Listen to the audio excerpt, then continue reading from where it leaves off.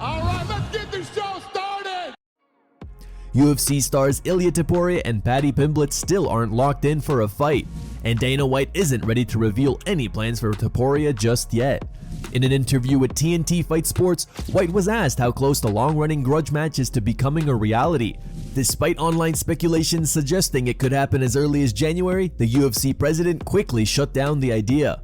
He said, "We're always exploring lots of different things." White said, "Listen, obviously it's a fun fight, people would like to see that, but I don't know. As of right now, no, we haven't made that fight. We're trying to figure out what's next for Topuria." During this interview, White also said he hates Tom Aspinall's stance about not fighting his friend Ante Delia, especially after the British champion stated he would rather vacate his title than face him. Many friends, relatives, name it, have all fought each other before. It doesn't matter whether you are friends with somebody or you hate somebody, you're competing with them to see who the best is. But that's his decision. To even think about vacating it because you don't want to compete against somebody is absolutely insane, but he's a grown man. That's up to him. Conor McGregor is currently in Rome, Italy for BKFC 83 this Saturday. Leading up to the event and his anticipated return to the UFC, the Notorious opened up about his faith and how it has helped him reignite the fire inside him. During Thursday's press conference, fans saw a very different version of McGregor. Known for his loud and unpredictable personality, this time he appeared calm, controlled, and focused. McGregor says he's been on a spiritual journey and that the competitive spark in his heart is fully alive again. He's more motivated than ever and can't wait to step back into the octagon. I am not here just by chance. There is a higher power, God, that dictates my journey and all of our journeys. And I live my life by God's word. And since around that time that you mentioned at the last event, I've engaged on a spiritual journey. And I'm saved, I am healed. And you know, on the back of that, the world is in for a treat. The world is in for a treat. My competitive spark that was once in my heart is now a roaring blaze. So I'm very excited. You know, I envy these men up here on this dais. They're right about to make weight, and they're to go in and enjoy and entertain and do what they were called to do, as am I called to do it. And you know, the Daniel Cormier and Michael Bisping duo is hilarious. During the UFC 321 morning weigh-in show, they took part in a funny "Not My Arms" challenge where Bisping pretended to be DC's hands and had to feed him. Put your hip on. Just cover him up. All right. How about some cereal to start? It's breakfast. Start with breakfast. There you go. Get it in your DC. Oh, you like that? Good. Oh, a little bit more. Use a little bit more. Eat it, baby. Good. Okay, that was breakfast. How about some lunch? Don't look, Michael. Some wings. Some wings. Some wings right in front of you. I don't know why you can't see the wings there, DC. They're right there. This is. Stop! Let go of my arm. This is your favorite. He's not letting me reach. He's got hold of my arm. Why are your hands so pale? Stop it! Let go. Stop squeezing me. I don't have his arm. You're squeezing my arms. Eat the chicken, baby. Okay. Finger licking good. Finger licking good. Let's get a secret recipe. I think he needs to wash it down with some beer. Here, let me open it for you. Stop squeezing There you my go. arm, A little beer. Water. It's open. Just go ahead. There you go. Oh my God. More. Oh, good. More beer. Former flyweight champion Demetrious Mighty Mouse Johnson has some pointed advice for Mario Bautista ahead of his clash with Umar Nurmagomedov. Johnson believes too many fighters step into the cage already mentally defeated, overwhelmed by the reputation of the Nurmagomedov name and the connection to Khabib. According to DJ, that mindset needs to change. Instead of expecting the takedown and accepting bad positions, Bautista must fight Umar as an individual, not as a member of a Team Khabib. Now let's look at Mario Bautista. Key to victory number one with this.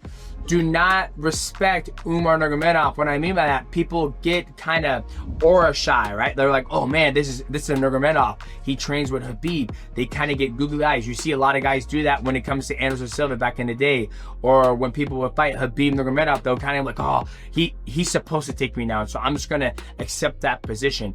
They have too much respect for the name. So Kid Victor, do not respect. Go forward, march forward. You know, a lot of people have been doubting him, and I think now he's in a position where he feels that I am worthy to be on this main card. I'm worthy to have this opportunity to fight one of the legends of the game in Umar Nurmagomedov. They're not thinking that you're going to come forward and actually put combinations together and actually take the fight to Umar Nurmagomedov, right? If you allow Umar Nurmagomedov to dictate what's going to happen in the fight, then you're always going to be one step behind. But if you jump into the fight before he does, he can be one step behind. In an interview with Mike Bond, Dustin Poirier gave his prediction for the main event of tomorrow's UFC 321 card in Abu Dhabi. According to him, the fight will go a few rounds and Tom Aspinall will defeat Cyril Gane. Besides from a shot that Tom didn't see and him getting put away, 4-ounce gloves, heavyweights, anything could happen. Besides that, I think it going to the later rounds, we have no clue. If Aspinall is gasping for air in the 4th, 5th round, I think Gane has the skills and experience to put him away, to step on the gas, to hurt him, to take the chances, especially when he's fighting a gassed opponent. So those later minutes of this fight is going to be huge. If I had to make a pick, even though I said I'm not 100% sold on Tom Aspinall, I think he's going to win this fight. During the recent Anik and Florian podcast, Dominick Cruz also shared his thoughts on the fight. According to him, Cyril Gane has no chance against Tom Aspinall and the fight will end very quickly. Do you expect a short fight between Tom Aspinall and Cyril Gane this week? I do, yeah. I mean, when I watched the film, have you seen Tom Aspinall's last 5 fights? They're one round. They're one round. It's crazy. He's an animal, and it's because he's rhythmic. And the only other person who's on rhythm is Gane, but he can't wrestle. It's just I'm not trying to be mean. There's right. Well, all right. I'll tell you the promoter side. I'll be a promoter. Cyril Gane, he moves so well. He hits hard. He's really athletic. And he hits from both stances. And man, what a threat. And now I'll give you the analyst on. Boop. Okay, he has no chance. He's going to get guillotined just like he did by John Jones. He's going to get stuffed in the corner, beat to death. UFC heavyweight champion Tom Aspinall has only been part of the roster for 5 years, but if his father Andy Aspinall gets his wish, Big Tom won't be sticking around long enough to set any longevity records. In an interview with RMC Sport Combat, Aspinall's father revealed that Tom has just 3 fights left on his UFC contract and he isn't in a rush to see his son sign a new one. Instead, he believes Tom should pursue bigger paydays in the boxing world once his UFC obligations are fulfilled. You said that you wanted a boxing champion. Yeah, for sure. You're okay with an MMA champion, but you wanted a boxing champion. Boxing for sure. The money is more money. Yeah. More money. Why not? Would that be an outcome for him? No. There's 3 more fights on the contract now. Okay. So, and I don't want to sign a new contract. Okay. Personally. So that's why, because I asked him. You always talk about Stipe Miocic to have 3 defenses. Would he have 4? But he said no. It's not in my mind. Yeah. No. Only one fight. We only ever think one fight. Cyril, win, lose, next fight. I'm excited to say Andy told me Tom will be a boxing champion by 2028. The MMA community reacted to the statement, and as usual, opinions are divided. Some fans are criticizing Tom Aspinall's father, while others are blaming the UFC for fighters not getting paid enough. One fan wrote, "This is what happens when the UFC pays their fighters peanuts. There's more money in boxing, so of course they want to make the move. He's one of those helicopter parents who crush their kid with pressure and expectations. You can see it in the tone. He's way too confident and Tom's way too submissive. If he loses to Gane, his dad's going to wreck his mental state. Not gonna lie, Andy, shut the f*** up. I need Tom to be the heavyweight GOAT. Great for the heavyweight champ to say that he's not interested in sticking around. I'm sure the UFC would love to put their marketing behind him." Another wrote, "Congratulations, you just earned 2 years out from Dana freezing your contract until you resign. Why are you saying this out loud so the UFC can start to work against Tom? Mother just wants his son to fail, huh? Tom literally has no value outside the UFC/MMA. Uncle Fester is not going to be happy to see this." Here are the top 3 memes found on the internet. Number 3 meme was posted by Gloomy Nobody.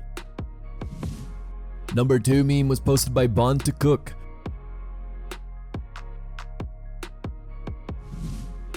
And number 1 meme was posted by MMA Uncensored.